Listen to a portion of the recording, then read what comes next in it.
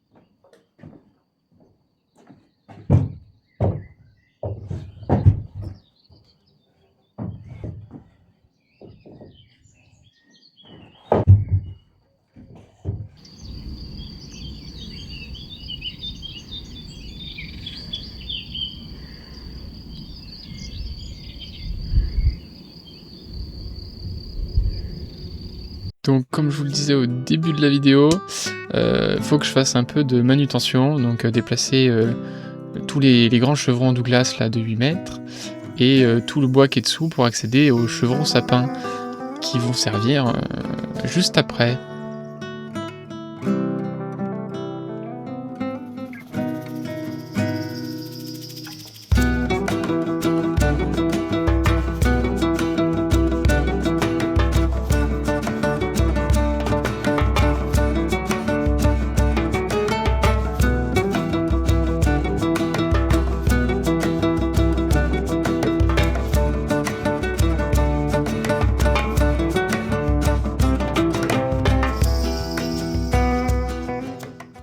Salut tout le monde. Donc on se retrouve à la maison. Comme vous pouvez le voir, j'ai fait 2-3 trucs. Je vais vous expliquer ça tout de suite.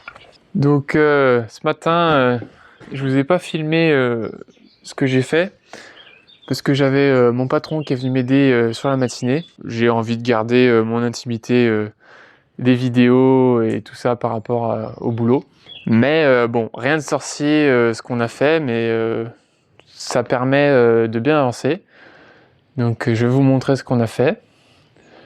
Et puis je vais vite fait finir ce qui me manquait de faire aussi, ce qu'on n'a pas pu finir ce matin. Donc bon, c'est un petit peu le bazar. Il y en a un peu partout, enfin un peu partout. Dans l'endroit où on a bricolé un peu. J'ai monté du coup hier les pannes, ça vous avez dû le voir. Et premièrement, ce qu'on a fait, c'est que par ici, on a mis les chevrons au bout. Donc en bas, avec une coupe de pas, qu'on verra peut-être mieux ici. Donc ici avec une coupe de pas, pour venir bien se poser sur la sablière. Venir tirer un cordeau, donc avec une petite épaisseur ici pour échapper l'existant. Donc venir tirer un cordeau de celui-ci à celui au bout là-bas. Et ça va venir nous donner une planéité. Et voir s'il faut caler plus ou moins encore. On a fait pareil en haut et à chaque panne intermédiaire pour voir pareil après s'il y avait besoin de remonter ou redescendre. Et donc ce qui nous a donné qu'en bas on n'était pas trop mal. Par contre ici, donc on le voit, on a dû recaler 6 cm, 7 cm. Donc là on a dû recaler les pannes de 7 cm parce que ça venait au milieu plonger un peu sur l'arbalétrier de la ferme. Pareil en haut, on a dû remettre une petite cale de 6. Et de ce côté, on a fait le même principe. D'ailleurs, il y a encore on voit encore un peu le cordeau qui est là, je vous montre après. Celui-là, on n'a pas eu besoin de le caler. Par contre, celui-ci, on a eu besoin de mettre un petit bout de bois de 36 pour que ça soit bien droit. Donc une fois les deux extrémités mises, donc celui-ci et celui du bout, avec les cordeaux tirés, les coupes en bas faites sur les chevrons, il n'y a plus qu'à regarder après, poser les chevrons contre l'existant. Donc bon là, à certains endroits, vous le verrez, ils sont pas. Enfin, on a suivi l'existant. Par endroits, on a bien pu plaquer, par d'autres un peu moins, mais un coup de serre-joint, quelques pointes, et ça le fait. Et du coup, on arrive à quelque chose de vraiment pas mal plan. Je sais pas si on le verra bien à la caméra, mais tous les hauts de chevrons s'alignent bien. Pareil par rapport en haut, hein. Et de l'autre côté, on était en train de finir, donc j'ai pas encore enlevé le cordeau. Donc là on le voit bien, on a calé le cordeau sur ce petit bout de rablette qui doit faire 15 mm. Et après, à chaque chevron, on venait poser un petit bout de rablette identique pour passer dessous et avoir en fait le même espacement. Et on évite les pointes et tout le reste. Et là, dans le même principe, on est bien aligné. Alors ça fait le focus un peu près, mais c'est au top quoi. Là, il va me manquer de clouer les intermédiaires en haut là, parce qu'on a déjà cloué ici et en bas. Je sais pas si vous le verrez bien. Donc ils sont cloués en bas, à chaque pied de sablière. Parce que là aussi, ce que je vous expliquais la dernière fois, c'est que je vais recouper l'ancien. Et là, de ce côté-ci, je vais remettre un bois de chevron en Douglas pour venir faire un débord plus propre, parce qu'il y aura de la volige aussi. Donc ça, il faudra que je recoupe bien droit. C'est pour ça que celui-là, on l'a fait dépasser parce que c'était plus pratique pour finir en haut le long. Et en même temps, ce chevron de réglage va me servir aussi de coffrage. Donc là, je vais pouvoir revenir bourré de chaux dans l'espacement. Je pourrais venir mettre une lisse ou un bois qui reprendra du dessus des chevrons et qui va dépasser après par là, sur lequel je viendrai mettre mon chevron de rive. Faut que j'en aurai 2, je pense, sur lequel je viendrai mettre mes chevrons de rive. Et une fois que j'aurai mis mes chevrons de rive par rapport à cette lisse, ça me déterminera mon morceau de panne que je voudrais rajouter. Parce que comme je vous le disais aussi la dernière fois, je rajoute un faunet de panne en douglas. Donc ceci dit, les chevrons, les calages, on a aussi mis du coup en haut, parce qu'elle était un peu faiblarde, on a redoublé, je monte à l'échelle, vous y verrez peut-être un peu mieux.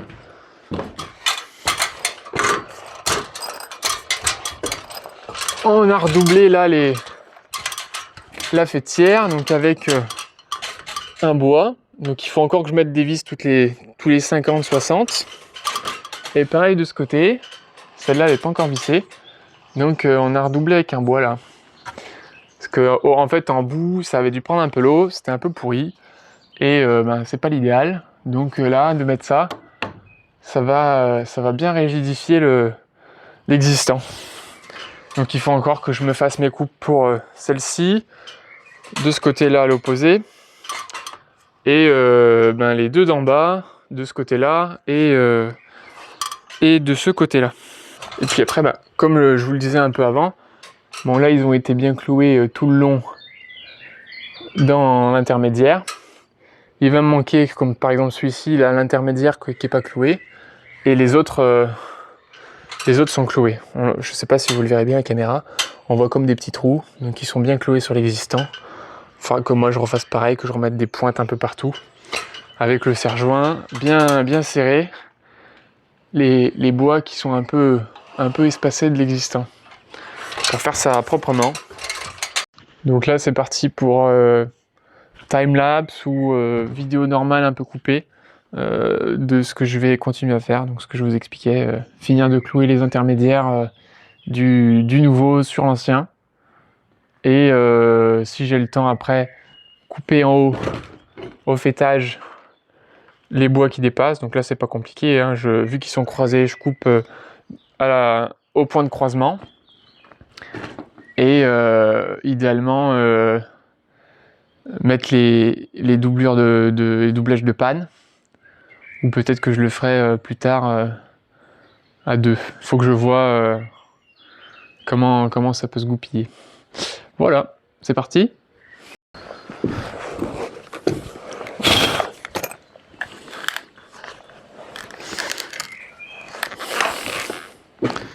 Ça, les pointes, j'ai tout ce qu'il me faut. Le serre-joint il est en haut, mais du coup je vais peut-être d'abord... Oh, j'en prends un autre, je vais prendre le Clamex. Hop. Qu'avec lui, les intermédiaires sont fixés à partir de là. Je vais me mettre à l'échelle, je m'embêterai moins, et je vais prendre celle-là. Hop.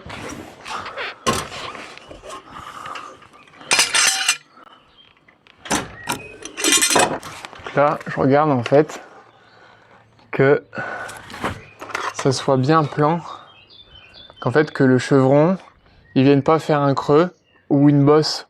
Donc à l'œil, je regarde sur l'arête, qu'il soit bien droit jusqu'en haut. S'il est bien droit, je cloue. Sinon, je le redescends un peu ou je le fais remonter.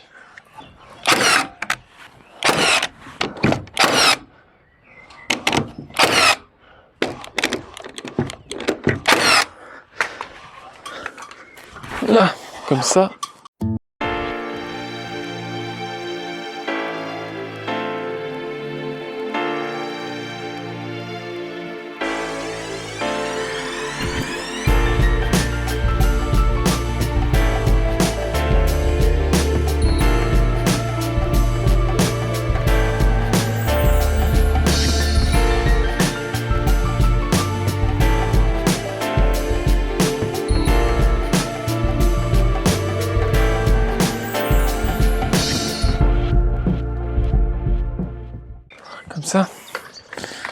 Donc là, vu qu'on avait déjà pointé les milieux, le haut, il manquait que les intermédiaires là. Il va manquer les intermédiaires en bas. De l'autre côté, pareil. J'avais fait vite fait les intermédiaires, mais il me semble qu'il en manque. Donc ça, je vais laisser tomber. C'est quand même important ça de faire ça comme ça, parce qu'en fait, ça permet au bois neuf, au nouveau bois, au nouveau chevron, parce que si je mets juste le chevron sans vraiment plaquer avec l'ancien me sert plus à rien. Alors qu'en fait, en venant plaquer avec l'ancien, ça me prend aussi une rigidité en plus, parce que là c'est du 36-97 mm, et là c'est du 60-80, ou même 80-80 ça c'est. Et de venir reprendre le 80-80, ça va éviter que celui-ci dans le temps il puisse vriller, ou il puisse même flamber. Donc vriller ça veut dire que, je sais pas si on me verra bien là, vriller ça veut dire qu'il va venir dans sa longueur se voiler, et flamber c'est-à-dire qu'avec la charge, les milieux en fait entre les pannes va venir descendre. Donc ça vient vraiment rigidifier la totalité. Donc c'est pour ça que c'est important de bien plaquer, parce que si c'est pas bien plaqué, bah en fait les pointes elles font leur effet, mais pas à leur efficacité maximale. Donc bon, s'il y a 5 mm par endroit, ça va. Mais des endroits par exemple comme derrière où je vous ai montré tout à l'heure, où l'ancien chevron fait vraiment une grosse vague, là il faudra que je remette des cales parce que je ne veux pas venir serrer au serre-joint, et ça permettra de bien reprendre la rigidité.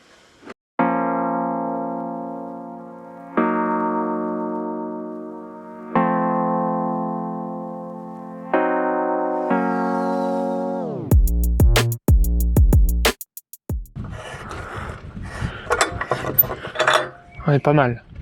Il y a encore un petit jour par endroit, mais une fois pointé, ça sera plus problématique du tout. Voilà.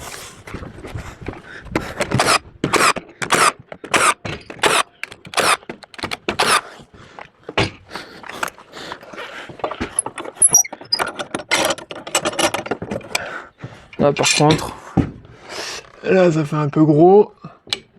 Ah quoique. Ça n'a pas vraiment été bien serré là. C'est sûrement moi.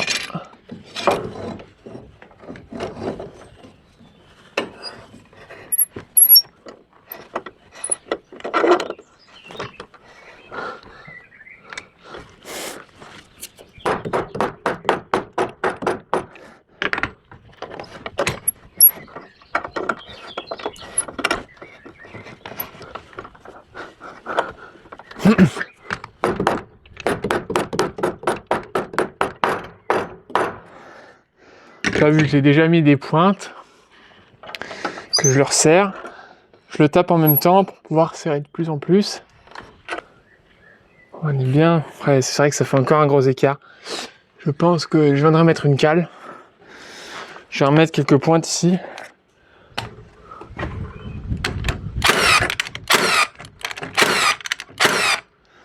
Donc, j'espère que vous avez compris le principe. Et je pense que je vais vous mettre le reste en accéléré. Donc je finis le bas ici, je vais remettre un coup en bas là-bas. Et je vous reprends après pour vous dire ce que je fais par la suite.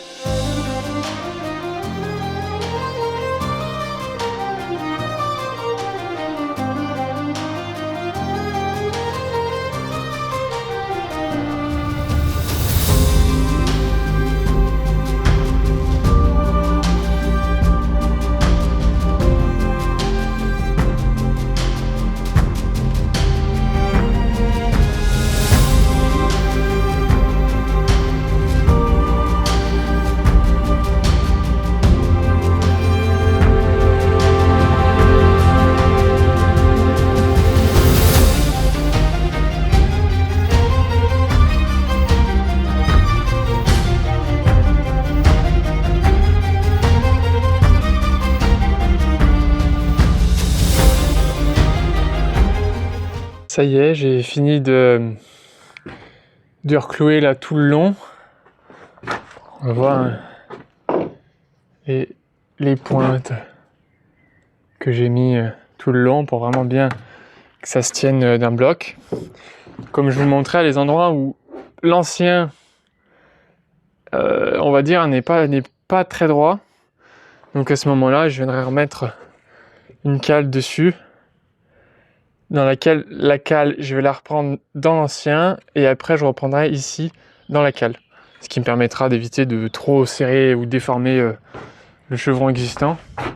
Et comme on peut voir par endroits, ici par exemple, on déborde un petit peu du chevron de l'ancien, mais pas non plus énormément. On doit avoir quelque chose comme 3 cm. Et à d'autres endroits, comme par exemple, il me semble que c'est celui-ci, où on a presque 8 cm. Donc d'où l'importance de doubler la charpente et de tout bien remettre droit, parce que même si les pannes sont bien droites, ben, les chevrons aussi dans le temps ont pris. Donc il y a vraiment un ensemble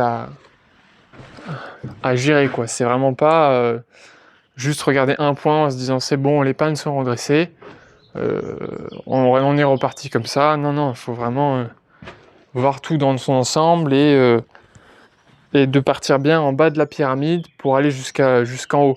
Parce que des fois, notamment le calage que j'ai fait en bas la dernière fois, quand on était en train d'enlever le champ là, enfin la volige, ça parlera peut-être mieux, quand on enlevait la volige, c'était important de faire ce calage en bas parce qu'on gagne 5 cm sur le plancher, que si on avait fait ça après, on aurait faussé de 5 cm la ferme vers le haut.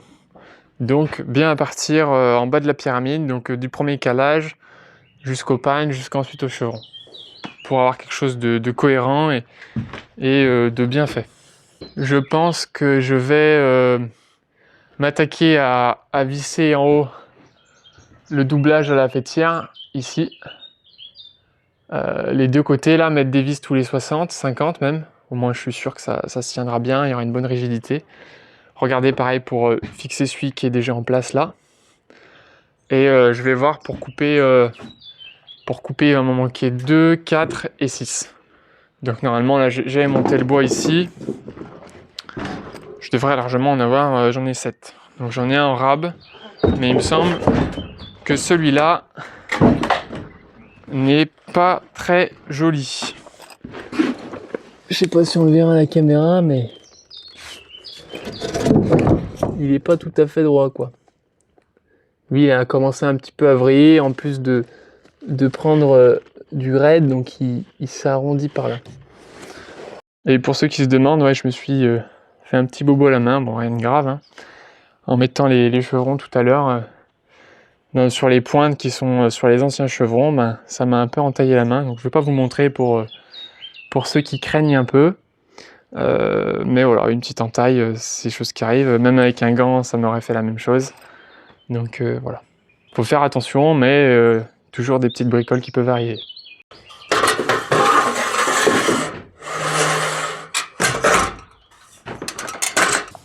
Oui, pour ceux aussi qui pourraient se demander, alors non, je dois pas être dans le champ, mais je mets de la vis de 640 pour doubler les pannes.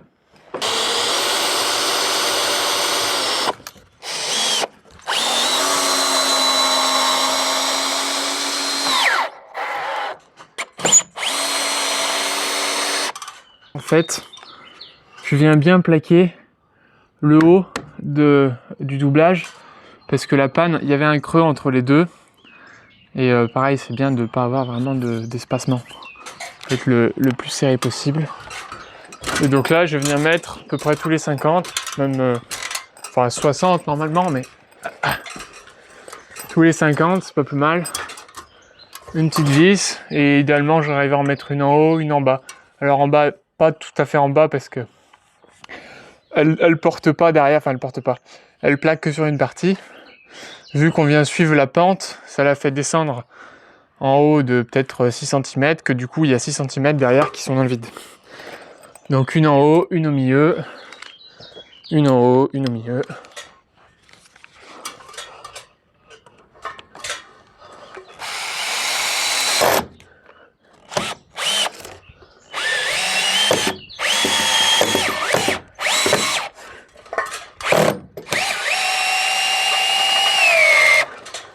Hop là.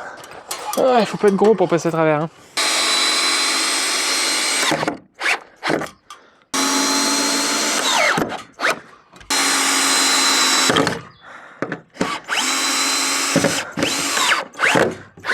Là, bien rentrer les têtes de vis aussi, c'est mieux.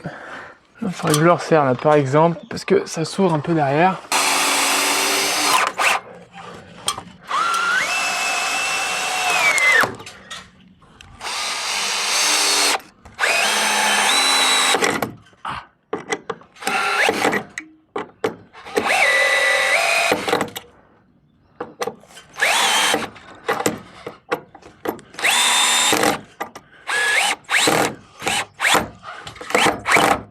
Là, elle est rentrée. Ah, du bras gauche, c'est pas pareil. Hein. Ça va être un peu bas là.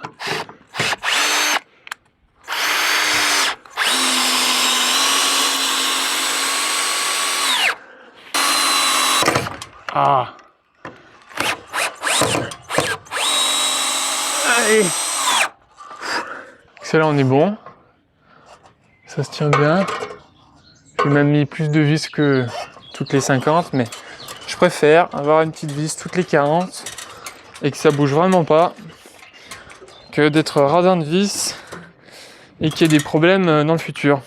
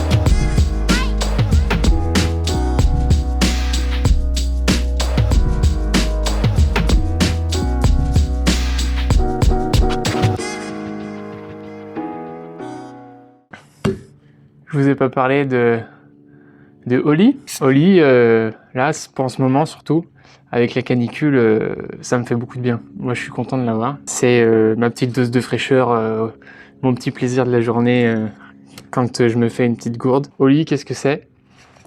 C'est une alternative aux soft drinks. Très peu de sucre, très peu calorique. Donc j'ai reçu le starter pack, donc la gourde qui fait en fait un peu shaker avec 4 gammes.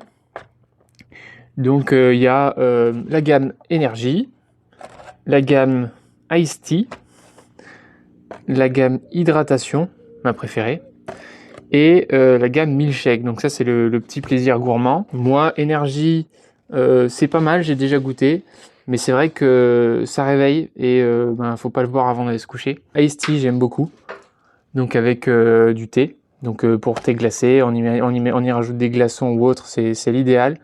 Et ma préférée, c'est l'hydratation, parce que dedans il y a des électrolytes et tout ce qu'il faut pour rester bien hydraté, et même les goûts sont au top. Et milkshake, c'est un petit peu le plaisir avec un petit goût noisette ou framboise, il me semble, que je dise pas de bêtises. Enfin voilà, il y a plusieurs goûts, banane, vous voyez en fait, c'est des petits sachets. Et du coup, on prend... j'ai déjà pas mal tapé dedans. On prend son petit sachet. Moi, je vais prendre à la cerise. Mon petit sachet à la cerise.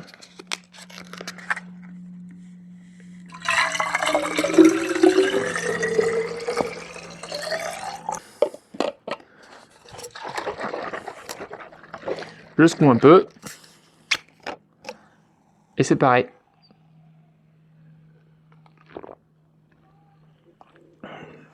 Et franchement, c'est super bon. En plus de boire de l'eau, ça donne un super goût. Et comme je disais, il y a les électrolytes aussi. Et un code de réduction que je vais afficher à l'écran avec le QR code. Je vous laisserai les liens en description. Pour ceux qui veulent essayer, je vous conseille le starter pack comme j'ai, avec les 4 gammes. Donc où ça vous fait une panoplie de goûts différents. Et vous avez de quoi essayer avant de savoir qu'est-ce que vous voulez prendre plus tard en pot ou en plus grande quantité. Vos goûts préférés, entre guillemets. On retourne à la vidéo. Là, je m'en suis arrêté là sur ce matin. Là, j'ai fait une petite pause pour manger. Donc, comme vous avez pu voir, j'ai mis les doublages de panne à l'intermédiaire du bas, à l'intermédiaire du haut. Et j'ai attaqué l'intermédiaire du bas de ce côté-ci. Il va me manquer à faire celui du haut et après je serai bon pour mes doublages de panne. Et je vais vous montrer un peu de plus près du coup à quoi ça ressemble à peu près. Donc j'ai essayé au plus possible de venir plaquer la nouvelle panne sur l'ancienne, comme je disais, pour avoir en fait une rigidité entre les deux, que si l'une bouge, l'autre la retient et inversement. Donc comme ça on est bon. Je déborde suffisamment sur le mur aussi pour avoir un maintien si jamais dans le temps l'autre aurait plus de mal, ou justement vu que notamment en haut ici c'est un peu pourri, l'importance d'avoir le doublage qui supporte aussi fait que ça reprend un appui stable. Donc de ce côté aussi, bon après j'aurai la maçonnerie à refaire une fois que j'aurai mis les nez de panne en Douglas pour les nouveaux débords. Et ici par exemple, là je vais pas visser comme ça avec le serre-joint comme vous avez pu me voir tout à l'heure. Je vais en mettre une cale à chaque fois où je vais visser. Là je peux en mettre une assez longue là, peut-être d'ici jusque là. Il doit y avoir quelque chose comme 5 cm. Et je vais en remettre parce que là si je viens plaquer les deux, ça fait un peu beaucoup. Donc ici je vais caler un peu comme peut-être sur celui-ci aussi je vais mettre des cales. On voit qu'il y a un peu gros. Et là je me suis un peu embêté. Bon, on le voit, hein, celle-là est pas tout à fait droite non plus. Là je me suis un peu embêté parce que ça passait pas. Donc avec les serre-joints là, donc avec le Clamex ici que j'ai enfoncé dans l'autre, je m'en suis servi là, avec une cale pour ramener la coupe de sifflet contre, et après avec le deuxième serre-joint pour venir bien plaquer derrière pour pas qu'il y ait de jeu entre les deux pannes. Et je me suis amusé à faire une petite entaille aussi pour que la coupe aille bien comme il faut. Donc là je vais continuer à visser celle-ci et je m'attaque aux autres.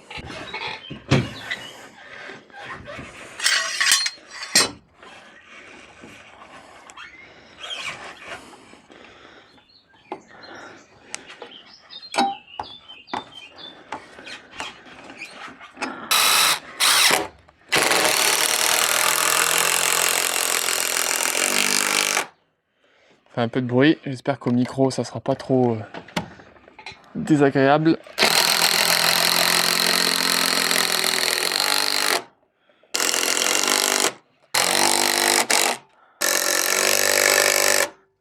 Une deuxième puisque j'ai quand même beaucoup serré.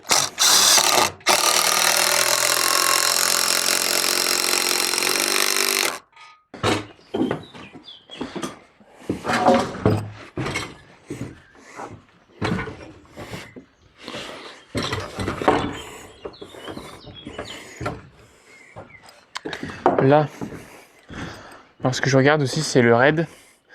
Donc c'est dans quel sens le bois vient courber. C'est-à-dire que il a tendance naturellement avec les fibres à venir courber dans un sens ou dans l'autre. Et là, il courbe comme ça. Donc le truc important à savoir, c'est que faut toujours mettre le raid vers le haut. Donc là, mon raid à moi, il est ici. Donc ce qui veut dire que cette partie à champ là, elle sera en haut. Et celle-là, elle sera en bas.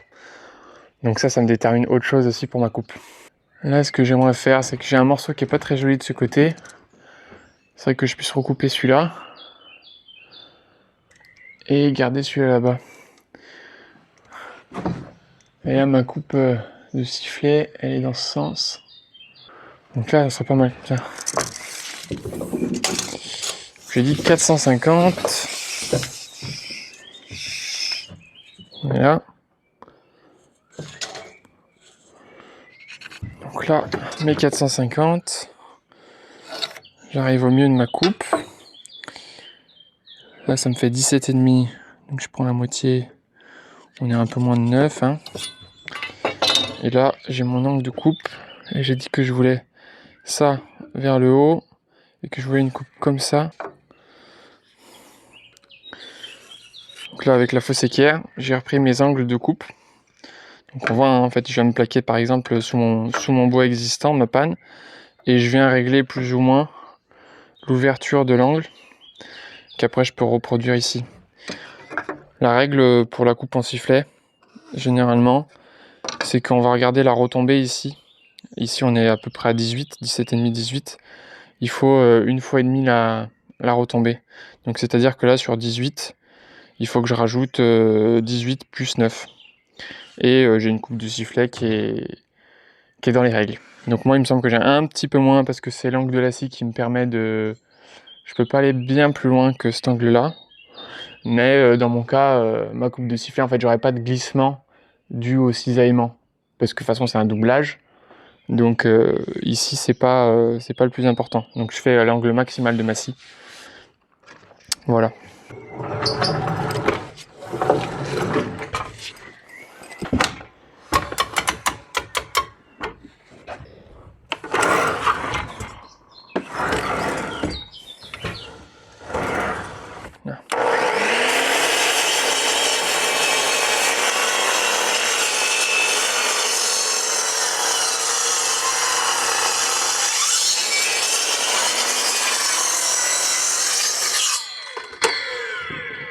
Hop.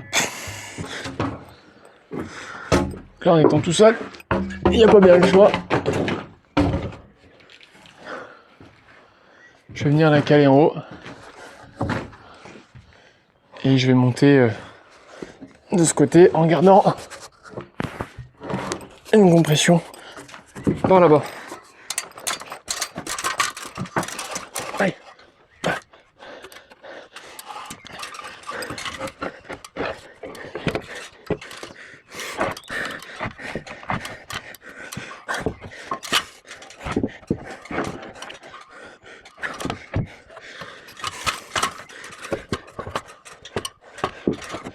Là, le truc qui m'embête, c'est que j'ai peut-être pas assez gratté en bas. Ce qui fait que là, avec en plus le raid qui est sur le dessus, ça vient forcer au niveau des chevrons. Donc il faudrait au pire des cas que je la fasse d'abord rentrer de ce côté et rentrer là-bas après. Ou j'essaye de la forcer un peu. C'est pas évident. Il faudrait que j'inverse, que je la rentre d'abord de ce côté et rentrer après là-bas. Là, allez, une tentative qui aurait échoué. Et là, on est reparti.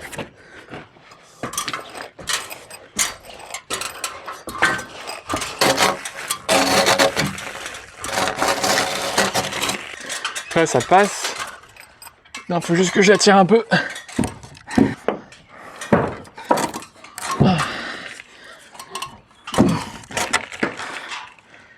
Là. Non, c'est pas mal comme ça. Plus qu'à la relever après au plus possible que je peux. Peut-être que je la relèverai un peu là-bas. On va voir après. Le principal, c'est qu'il y ait de la rigidité. Là, ça suit plutôt bien. Et là-bas, ça creuse un peu avec l'ancienne. Moi, je vais recouper l'autre. Je vais voir comment ma coupe de sifflet termine. Et après, serre-joint, vis. Je préfère mettre les deux avant de tout visser au cas où il y a besoin de redéplacer ou rebouger quoi que ce soit. Ou que j'en ai coupé une trop court et qu'il faut que je triche un peu sur les longueurs.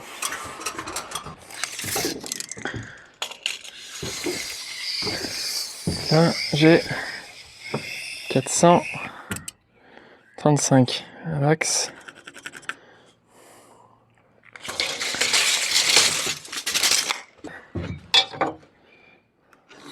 Comme ça. Pareil, 17,5. Un petit peu moins de 9. Et là, celle-ci, j'ai l'arrêt dans ce sens-là. Et il faut qu'elle vienne recouvrir la deuxième. Donc celle-là, on a la coupe ici.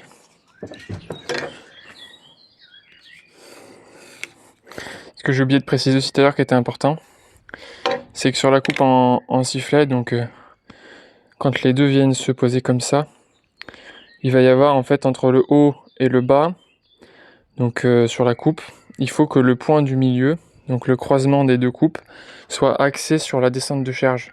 Donc ici, dans ce cas-ci, c'est sur l'arbalétrier de la ferme. Donc c'est qu'il faudrait que la coupe soit bien, quand c'est comme ça, soit axée sur la ferme. Disons que là, c'est coupé. On a une panne à droite, une panne à gauche. Et il faut que ce trait-ci soit axé. Par exemple, là, la panne, elle doit faire quelque chose comme 14. Et il faut que ce trait soit axé sur le milieu de l'arbalétrier. Pourquoi je dis une panne? Sur l'arbalétrier. Sur cette largeur-ci, il faut que mon trait soit aligné au milieu, pour bien que la répartition des charges soit faite comme il faut. Je vous remontre. Donc ici, il faut bien que ce trait soit au milieu de l'arbalétrier.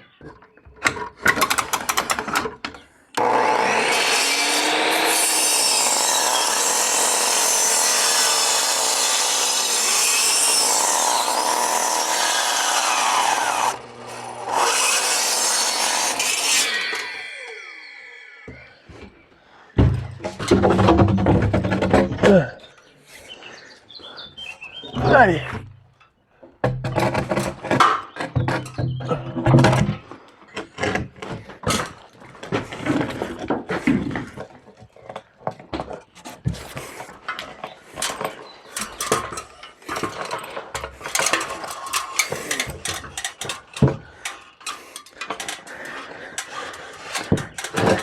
Allez. Allez.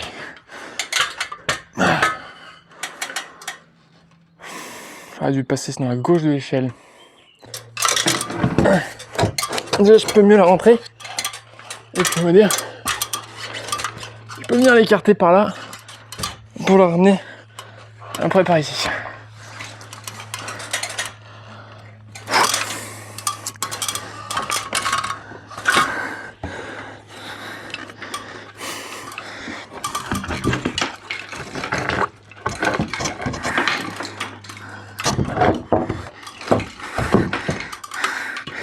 Non, ce serait pas mal. Donc là, la coupe, elle serait bien comme ça. Ouais, je sais pas si on verra, mais bon, là, moi, du coup, ce que je disais, c'est que mon axe se reporte pas tout à fait sur l'arbalétrier. Mais c'est pas grave, parce que dans mon cas, j'ai déjà mon doublage qui reprend bien la coupe en sifflet au milieu. Je suis pas obligé en fait de faire cette coupe en sifflet sur le doublage. Moi je préfère. Ça fait plus propre et plus sérieux. Après c'est vrai qu'à deux, on aurait vraiment bien mis centré, mais tout seul c'est vraiment compliqué.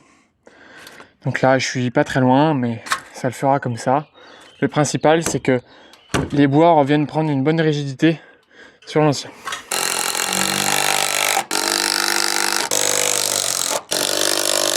Hop, on est pas mal.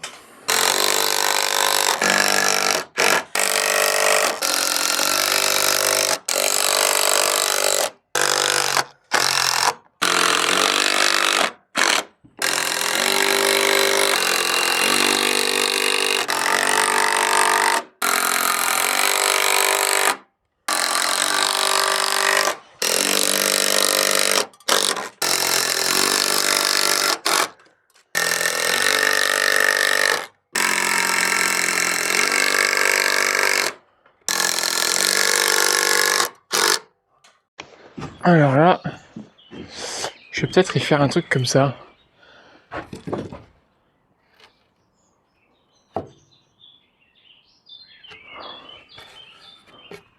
Allez, dans ce sens-là. Là, je reprends ici. Ici à peu près. Je vais avoir une coupe. Et il va me rester à peu près. Mince, ça.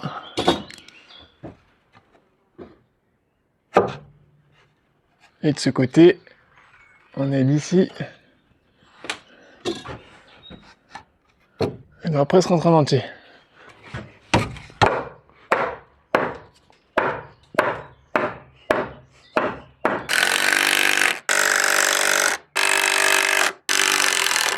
Ah, elle n'est pas pris.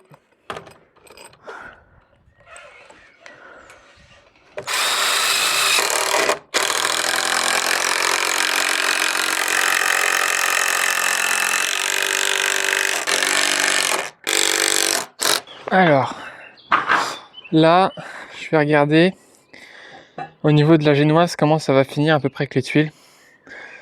J'étais curieux de voir ce que ça a donné. Donc là, j'ai cloué deux morceaux de rablette qui correspondent à peu près à un contre-lito. J'ai des petits morceaux de contre-lito que je vais pouvoir me poser aussi pour pouvoir accrocher mes tuiles, ce que ça donne. Et voir le débord que ça me fait, si j'ai besoin ou non de mettre un bois à champ. Alors déjà la première tuile, dans l'idéal, faut qu'elle me déborde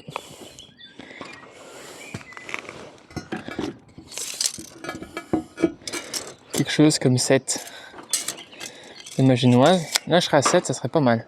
Vous devez bien vous douter que c'est provisoire, hein. Ça va être le deuxième avec... il me semble que je peux aller jusqu'à 40. À peu près, hein. Et là je vois déjà qu'il y a quand même un petit problème. C'est qu'ici, je sais pas si vous le verrez à la caméra ou non. Il faudrait que je mette une troisième et que je me rajoute un bois. Je vais vous montrer ça.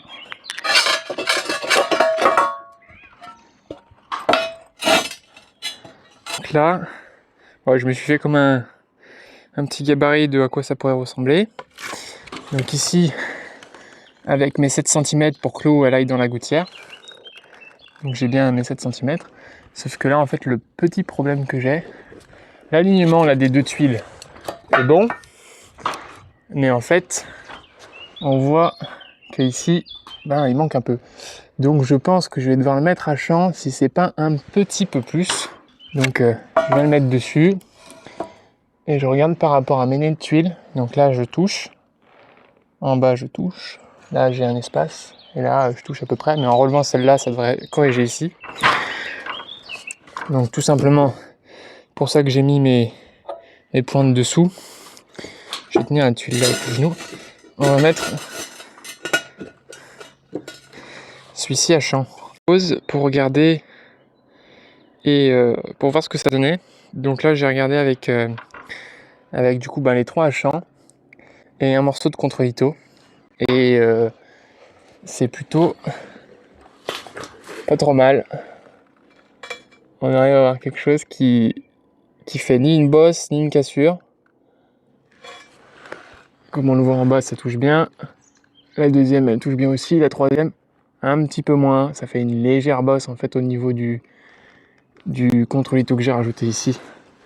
Mais c'est vraiment très très léger.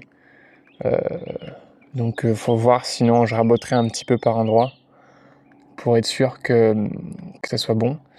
Mais je vais devoir des clés à champ, qui se fait normalement pas tant que ça, mais voilà. Donc là, je suis en haut au niveau du fêtage et je vais recouper donc ce qui dépasse pour vous montrer là comment je fais.